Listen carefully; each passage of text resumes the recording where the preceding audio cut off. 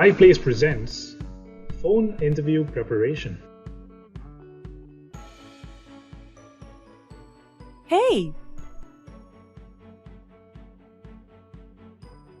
Congratulations on getting shortlisted for the interview. A lot of times, people have great resumes but don't clear interviews. On the other hand, some people have not so great resumes but do really well at the interview and manage to get the job, even though their resume wasn't the best. You see, your resume can get you to the table, but the interview decides whether you get the job.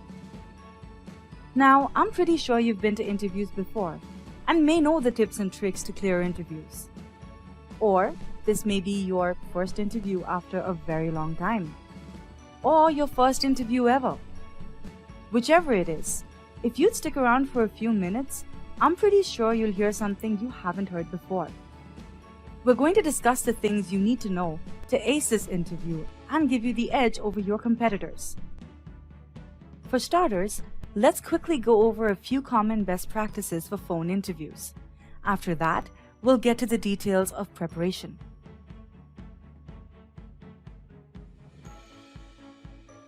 Arrange to conduct your phone interview where the phone reception is good. There is nothing worse than having a conversation where you miss every fourth word. Test your equipment. If you're going to use a pair of headphones, test it to make sure that you can hear well with it and that you're heard clearly on the other end of the line. Now, you can request a friend or family member to help you out with this. Clear your interview space of all distractions, including pets, children, spouses or partners, cuckoo clocks, etc. Not giving your interviewer your complete attention will always result in a bad interview. Do not eat, drink, pop cans, or smoke during your interview. Know your resume. The interviewer will not be impressed if you have your resume professionally written but are not familiar with what it says. Print out the job description and your resume to refer to during the interview, and highlight the relevant accomplishments on your resume beforehand to ensure that you don't miss out on mentioning something crucial to this role. Keep a notepad and pen handy so you can take quick notes when the interviewer gives you important information. You can later refer to these notes and include the pertinent details in your post-interview thank you note. If you get a call from a potential employer in response to a resume you sent in, avoid having that call turn into a spontaneous interview. Instead, tell the caller that you are very interested in the job and the company and arrange a convenient time to have a well-planned phone, virtual, or on-site interview. Smile often during your interview and maintain positive body language throughout. It comes through in your tone, it really does, so don't slouch or lean back. Remember that the interviewer can't see your face, so tone and verbal cues are crucial here. Verbal cues are sounds you make to indicate attention and interest, like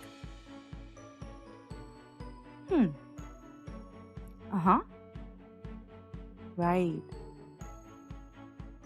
In most cases, companies first conduct a phone interview before calling someone on site. These interviews are sometimes conducted by an HR representative or someone from the department which you're interviewing for, or sometimes even the hiring manager. These interviews are usually conducted as an initial screening round, where the main parameters include checking for communication skills, knowledge of the job, experience with tools and processes, and other requirements that the job may have, which the HR rep usually checks, like shift timings or travel percentage, working flexible hours, etc. Clearing this initial screening normally gets you an in-person interview that's usually on site at the company, or could be at a cafe or a restaurant, or maybe a virtual video interview instead. The in-person or virtual video interview is in most cases the final interview, but sometimes there are additional interview rounds, and in those cases your recruiter will keep you posted. Now, let's look at a few things that'll help you ace that initial phone interview.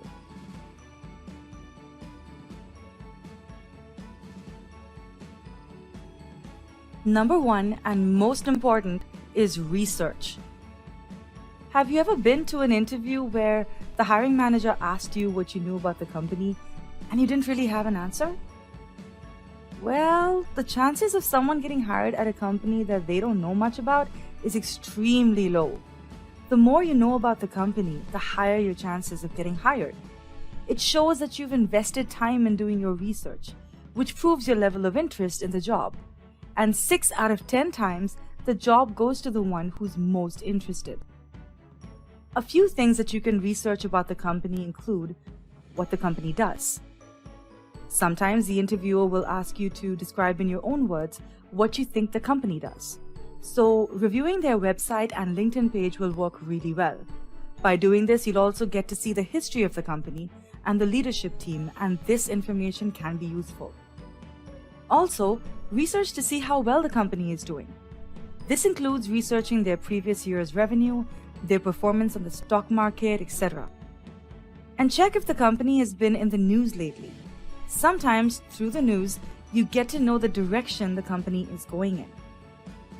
A thorough research of the company will take some time, but it'll definitely be less than the time you would spend having to apply for and interview for other positions because you missed out on this one due to lack of preparation.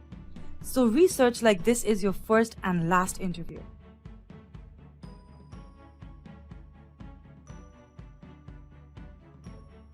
Research the person who will be interviewing you, whether it's the HR representative or the hiring manager or someone else. Having something in common with the interviewer will work to your advantage. It'll help to build rapport with the interviewer.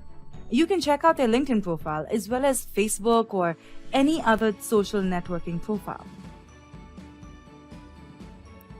Well, yes, don't stalk the person, but when you proactively bring up what you have in common with the interviewer, they may know what you're trying to do. So talk about it casually. Usually you can slip in what you have in common when you're asked the question, "Tell me about yourself."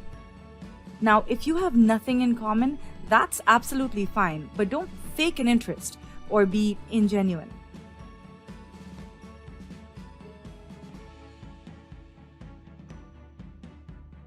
Study the job description really well and make a note of the experience that you have that aligns with the job. Note down specific cases where you had to do something like lead a team or meet a deadline or fix a problem.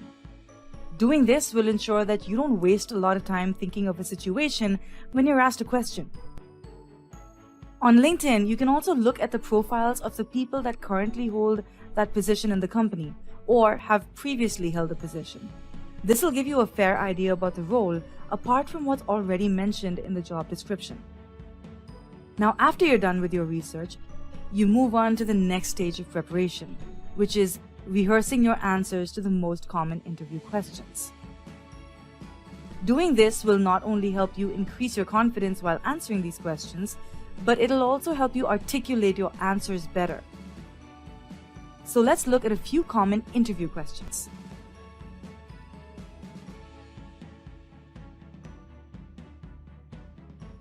One of the most common ones, which gets asked in 9 out of 10 interviews, is, "Tell me about yourself." Now, if you've been to a lot of interviews and know what answer charms your interviewer, use it. But if not, try to focus around 80% of your answer aligned to the position that you're interviewing for. You can say something like, "You love analyzing things," or "solving problems," or "coding," "helping people," "math," etc. And focus around 20% of your answer towards personal stuff, like what you do in your free time and what your hobbies or interests are, etc. Then there's what's your most significant accomplishment and what was your most difficult assignment. For these, be ready to give real-life examples of your major responsibilities and accomplishments. Be specific, give details, state facts. It's not enough to discuss your accomplishments in statistical or general terms. Be prepared to discuss how you achieve those goals. Be mindful that while you're talking about these things, you don't say anything negative about any of your previous employers. You see, companies are looking for problem solvers who overcome tough situations. So if you're discouraged about your current job or have had a bad experience with a previous employer, try to focus on what you gained from that experience and how the learning will positively impact your future performance. To answer these types of questions, you should use the CAR technique. CAR is an acronym for Challenge, Action Taken, and Results. CARs are 1 or 2 minute stories that demonstrate that you can do the specific work the hiring manager needs performed and you have the behaviors the hiring manager is looking for. So it's best to prepare 2 or 3 CARs and have them ready for the interview. It's a great technique and simple to implement, and I'm going to show you how. Here's an example of a CAR for a business analyst for a hiring manager that wants people who are very proactive and focused on deadlines. I was working as a business analyst on a new application for a large government agency. Now, this project had a very tight deadline, and it was critical to start development very quickly. Right after we won the work, the government came out with a new mandate that would significantly affect the project. I spoke to the subject matter experts in our company, but none of them knew how the new mandate would be implemented. Our developers were pressing hard to get started and needed use cases. I pride myself on making sure that my team always delivers use cases on time so that the overall project will stay on schedule. So I went online and researched the new mandate. I found an expert on the new mandate on LinkedIn, and I contacted the expert. He was nice enough to talk to me about how the mandate could affect our project.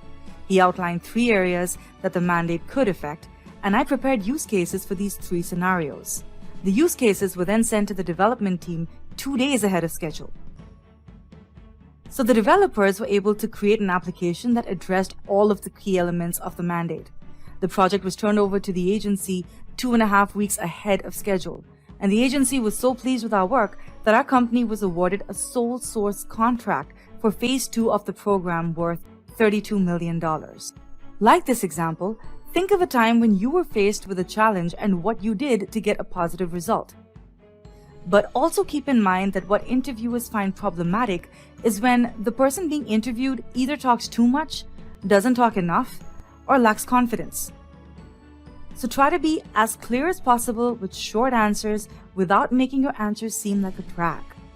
You may be given a technical problem to solve, and in many cases, the questions you ask to get the information needed to solve the problem is as important as the solution. When asked about your experience with certain tools, skills, or techniques, don't limit your answers to yes and no. Back it up with more information. And if you don't have experience with a particular tool or skill, talk about your experience that's similar to it and show that you're willing to learn. Now, a lot of companies will ask you about your strengths and weaknesses. Strengths are easy. Just make sure they're true and are relevant to the role that you're interviewing for. If asked to, you should be able to back your strengths up with specific examples that display them. When you talk about your weaknesses, also talk about the steps you're taking to overcome them.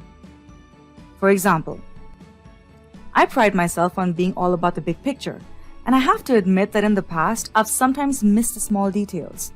But I now arm myself with checklists and put in a lot of effort to being organized because I've learned that the devil really is in the details. You see, the best way to handle this question is to be honest about the weakness, but turn it into a positive by showing that you're able to identify areas of improvement within yourself and work on them.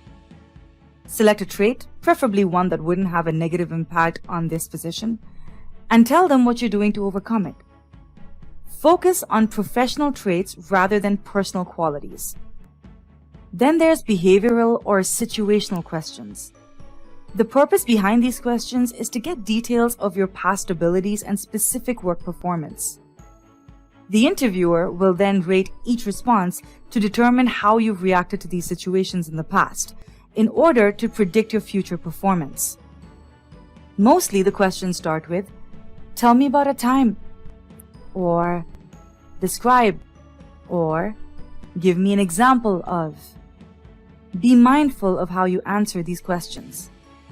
So these are a few questions that most interviewers ask, and it's best to be prepared with answers. By rehearsing beforehand, you will make a strong case to show that you're the best person for the job. You should also know that these are some of the qualities that interviewers look for.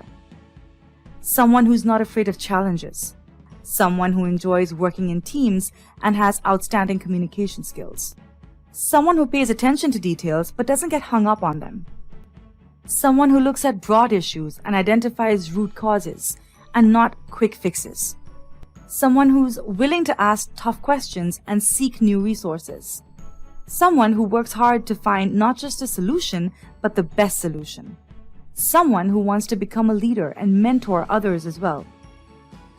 Employers are always looking for someone who has a history of making a difference and adding value, because they make organizations stronger.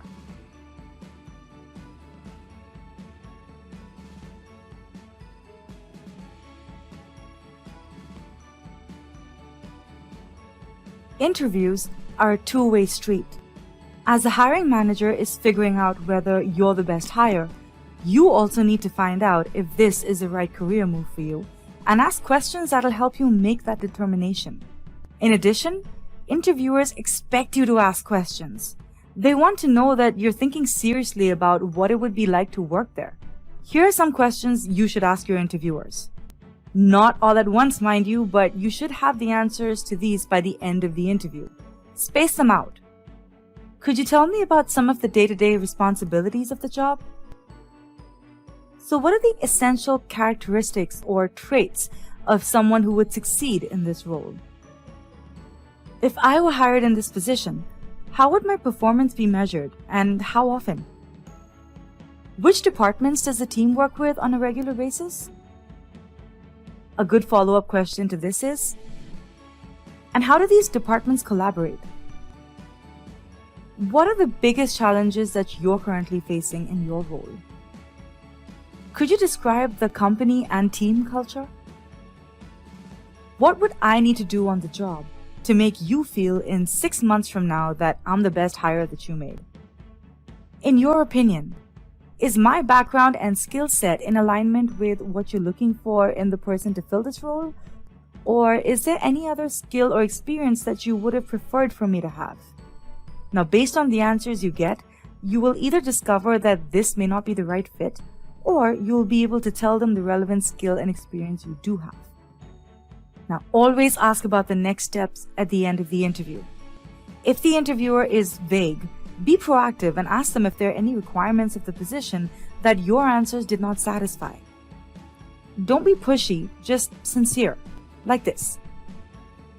This was wonderful. I really appreciate your time. So, what are the next steps? I need to discuss this with my superior and get back to you. Of course. Before we end this, are there any aspects of the position that my answers didn't satisfy? Here too, based on the answer you get, you will either discover that this may not be the right fit, or you will be able to tell them the relevant skill and experience you have. Now, if the interviewer says no, don't push it, just give a nice bright smile and say goodbye. These are some really great questions that'll show your interviewer that you're interested in the job. The questions will also help you get a good understanding of the company and role, so you can make your own determination of whether this is the best career move for you.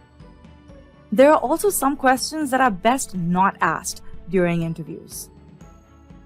So avoid questions about vacations and sick leaves. Anything related to salary or pay rate shouldn't be discussed with the hiring manager. During the interview, show them that compensation is not a deciding factor. Rather, do a great job on the interview and make them really want you first. Leave the discussions for after the company shows interest in hiring you and wants to discuss compensation. Avoid personal questions. All of this may seem like a lot of information and can be overwhelming, but the company liked your resume, and now it's time for them to like you. Do your research and rehearse the stuff in advance so that you can be confident during the interview. Engage your interviewer and have a conversation instead of an interrogation. And don't forget to send a well-written and professional thank you note to the interviewer within 24 hours after the interview. All the best!